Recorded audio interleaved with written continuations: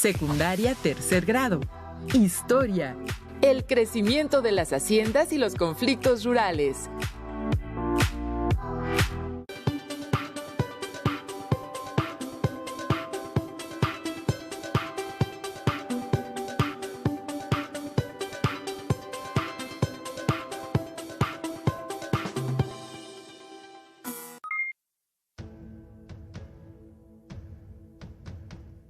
Alumnas y alumnos de tercer grado de secundaria, sean bienvenidas y bienvenidos a una sesión más de Aprende en Casa 2. Mi nombre es Alejandro Sevilla, profesor de la asignatura Historia de México, y me siento muy complacido de acompañarles en este espacio para que juntos sigamos adquiriendo nuevos conocimientos relacionados con la historia de nuestro país. En esta ocasión nos acompaña la maestra Noemí Juárez. Bienvenida. Muchas gracias, Alejandro. Antes de iniciar, les exhortamos a que sigan practicando las medidas de prevención, el lavado de manos con agua y jabón, por lo menos durante 20 segundos, mantener la sana distancia, alejándonos 1,5 metros de las demás personas y usar el cubrebocas correctamente, es decir, protegiendo nariz y boca. De esta forma contribuimos a prevenir el contagio. Ahora, los invitamos a revisar el propósito de la sesión, y este es explicar las desigualdades sociales en las haciendas y los conflictos rurales. Como recordarán, en sesiones anteriores se habló de las reformas borbónicas en Nueva España, particularmente en el ámbito político y económico. Estamos completamente seguros de que ahora saben que la política de la monarquía española explotaba el trabajo y la riqueza producida por sus colonias, con impuestos y transferencias directas que se utilizaban para pagar guerras que libraba España.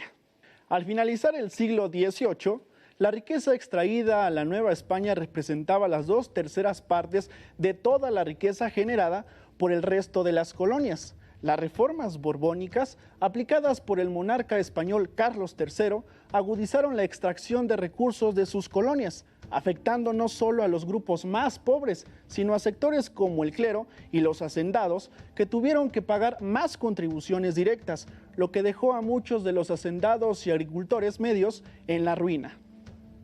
También estudiaron que en la Nueva España, que para principios del siglo XIX estaba poblada por poco más de 6 millones de personas, existían diversos grupos sociales, como españoles, criollos, mestizos, castas e indígenas, y que entre ellos había profundas desigualdades económicas, sociales y culturales. Era una sociedad desigual. La sesión pasada se concentraron en identificar estas diferencias y algunas consecuencias en las ciudades, como el motín de pan. Por ello, en lo que respecta a esta sesión, se hablará de cómo se expresaron estas problemáticas en el ámbito rural. Recuerden que para realizar anotaciones solo necesitan bolígrafo, cuaderno y su libro de texto por si necesitan profundizar y ampliar más sus conocimientos acerca del tema. Sin más que agregar a esta pequeña introducción, comencemos. A continuación leeremos un fragmento del libro El proceso ideológico de la Revolución de Independencia del historiador Luis Villoro. Les sugerimos poner mucha atención y tomar nota de los aspectos que consideren relevantes.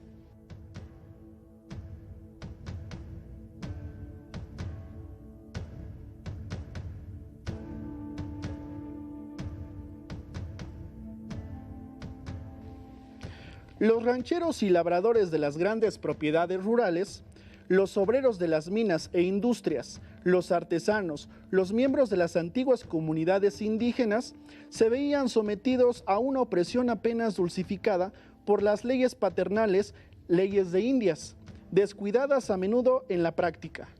Humboldt cita la descripción que de su situación hacía Fray Antonio de San Miguel, obispo de Michoacán.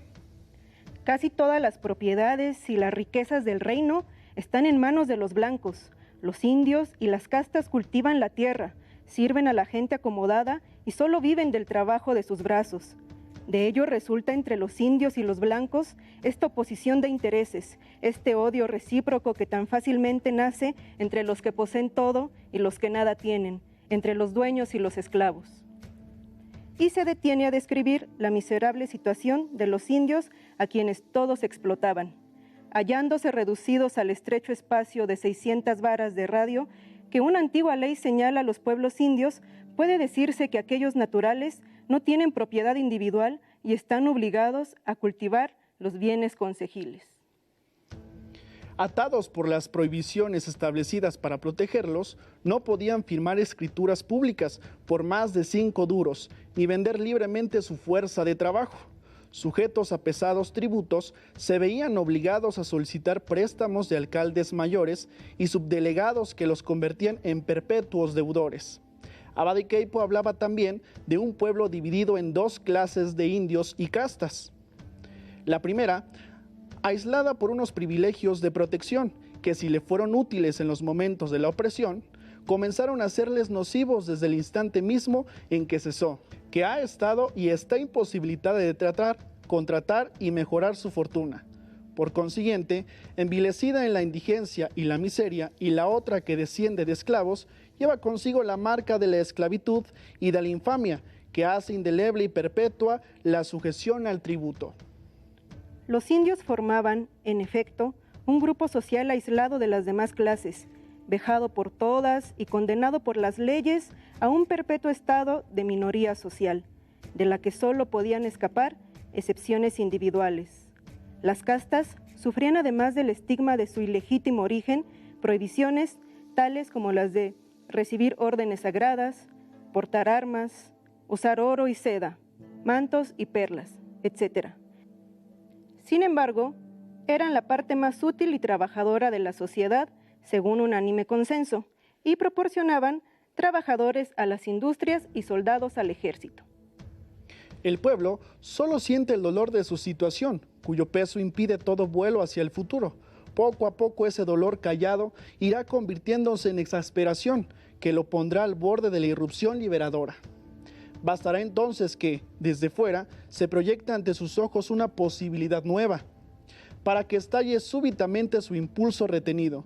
Ineducado por la posibilidad, el pueblo irrumpirá entonces en ella, embriagado por la sensación de la liberación definitiva. Hasta aquí el texto. Con base a la lectura, los invitamos a reflexionar acerca de las siguientes interrogantes. ¿A qué creen que se refiere Luis Villoro con irrupción liberadora? ¿Consideran que la desigualdad social puede motivar a una revolución? ¿Por qué? Como comentamos, el día de hoy revisaremos la desigualdad social y los conflictos rurales en la Nueva España.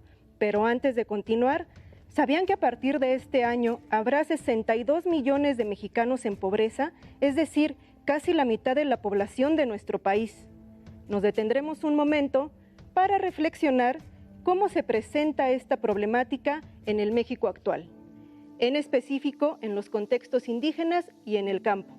Recuerden que una de las principales características del estudio de la historia es que nos permite identificar cambios y permanencias en distintos procesos históricos.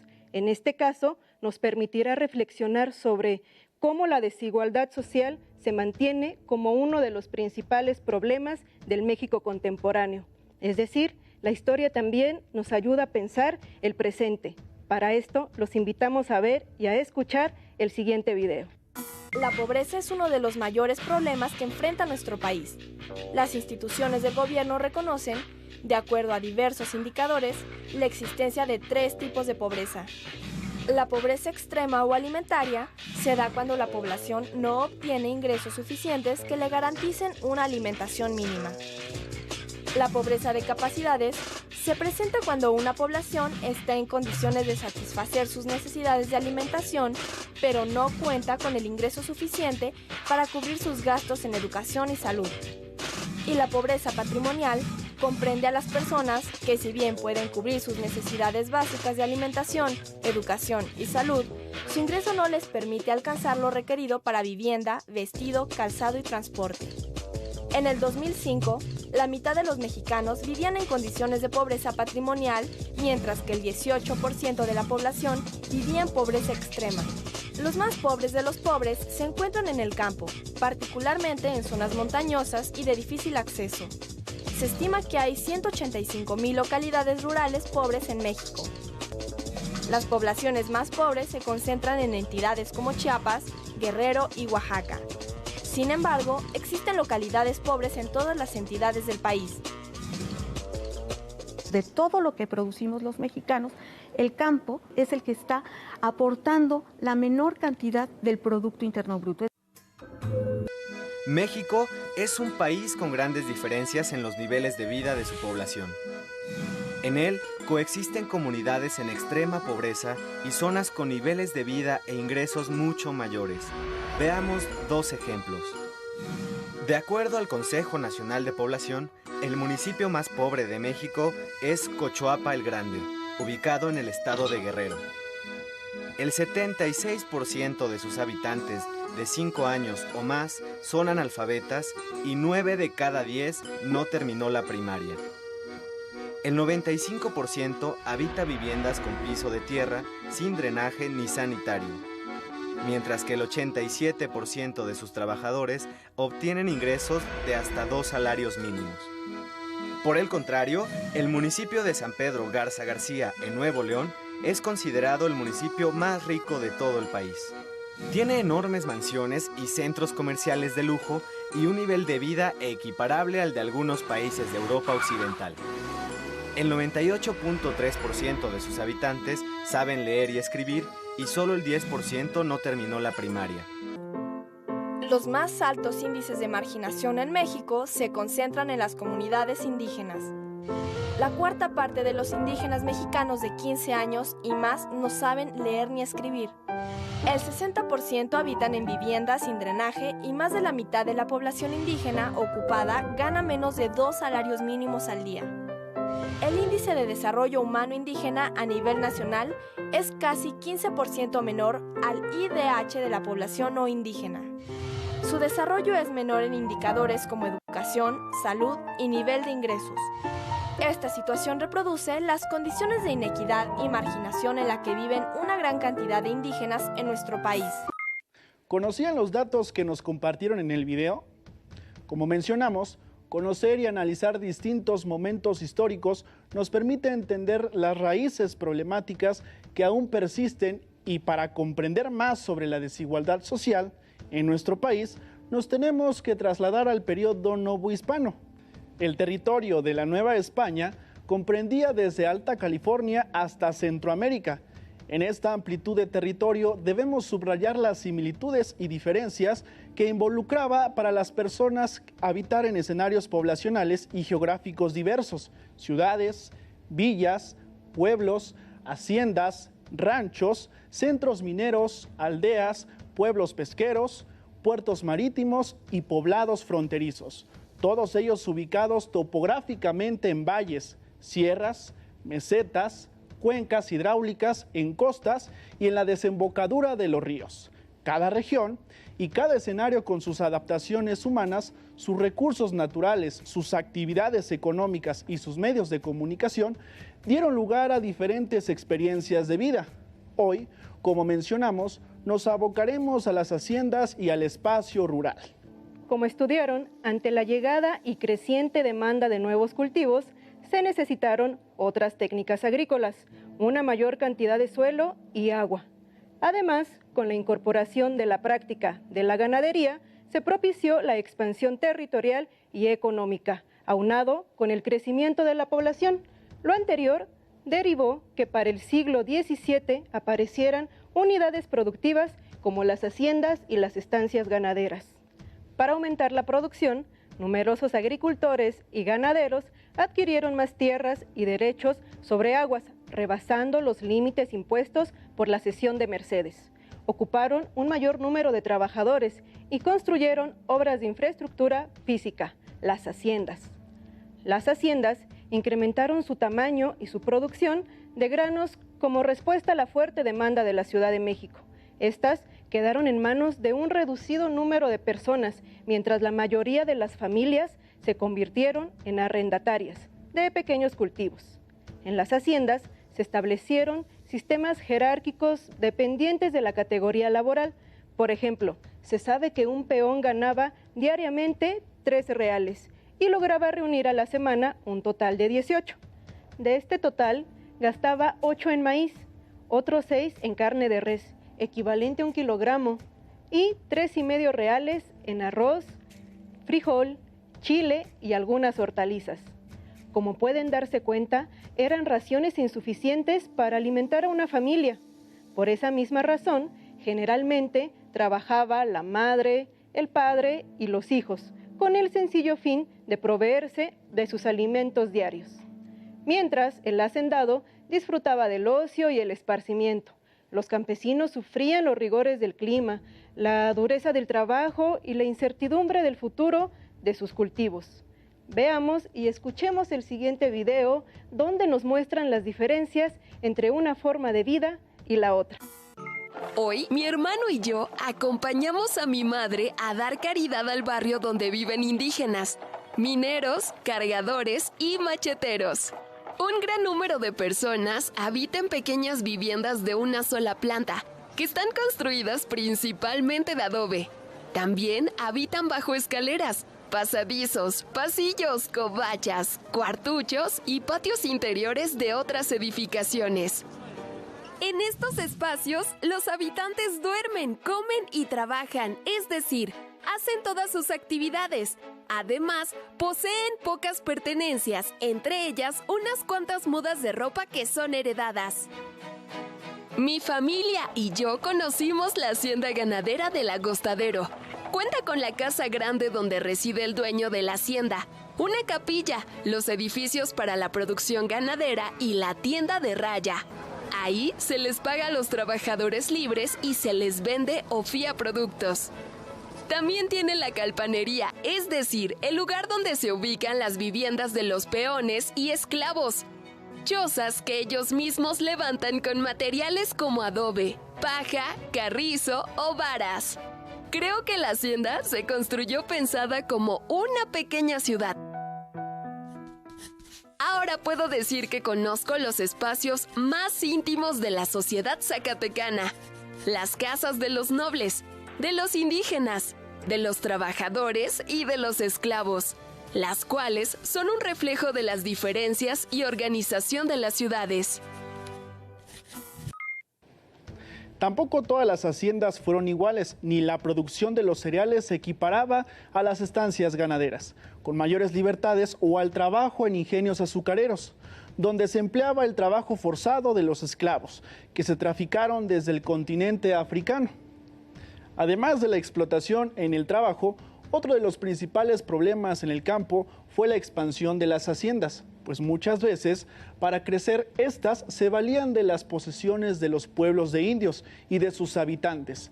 Al mismo tiempo, al despojarlos de sus tierras, se eliminaban como competidores en la producción y ampliaba el mercado de trabajo, ya que, si no podían trabajar por su parte, tendrían que acudir a la hacienda en busca de empleo. Otra opción, muy usada por los terratenientes, fue rentar los terrenos de los pueblos y apoderarse de ellos. Lamentablemente, para los indígenas muchas veces no contaban con el mapa que servía para probar la posesión de sus tierras y fueron perjudicados por las decisiones de las autoridades.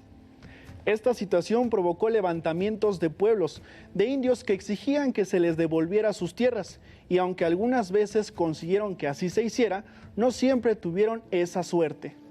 Las haciendas y la servidumbre continuaron creciendo. Las problemáticas las podemos sintetizar en falta de tierras comunales para trabajar, difíciles condiciones de los trabajadores de las haciendas, principalmente los peones acasillados, crecimiento cada vez más desmedido de las propiedades de los hacendados. Ante estas situaciones, el descontento social no se hacía esperar. En el norte de Nueva España, los indígenas no habían sido sometidos y aún controlaban regiones enteras a mediados del siglo XVIII, lo que generaba descontento a las autoridades realistas, como la siguiente declaración del virrey Gálvez: no es posible en manera alguna reducir ni pacificar a los indios bárbaros, apóstatas, seris, pimas, altos, subapuris, etc., si no se resuelve ejecutarlo con la ayuda de las armas. Ante su poca efectividad, buscaron respaldo por medio de misiones y rancherías. El establecimiento de las misiones no tenía como único motivo el evangelizar a los pobladores nativos. los consejos de guerra y hacienda otorgaban los permisos para la fundación de misiones para crear asentamientos por medio de la cría de ganado y la agricultura de maíz, frijol, algodón por medio de canales de riego. Este impulso, que provenía de las autoridades españolas, tuvo como intención continuar expandiéndose al norte. Ante este expansionismo, apaches, seris, pimas, lipanes encabezaron constantes revueltas en defensa de sus territorios. En el sureste, hacia la segunda mitad del siglo XVIII, en 1761, otra rebelión cobró fuerza. En la región maya comenzó el motín de Quistel, liderado por Jacinto Canec, quien incitó a los indígenas a sublevarse. Logró el apoyo de los pueblos cercanos para iniciar la revuelta. Días después, 500 soldados españoles marcharon contra Quistel y se enfrentaron a más de 1.500 indígenas bien pertrechados, quienes les opusieron resistencia. Un mes después, fue capturado y ejecutado el rebelde Canec, luego de ser torturado.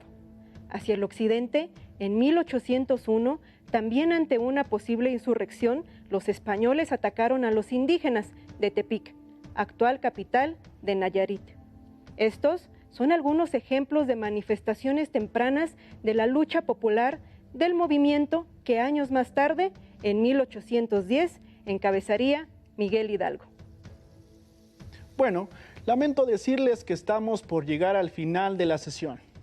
Para concretar, podemos decir que en distintas regiones de la Nueva España, previo al inicio de la lucha por la independencia, se vivieron levantamientos populares como protesta ante las malas condiciones laborales de los trabajadores del campo, así como por el despojo de sus tierras, provocadas por la expansión y control de recursos naturales por parte de las haciendas, y estas problemáticas la volveremos a encontrar en procesos históricos más adelante.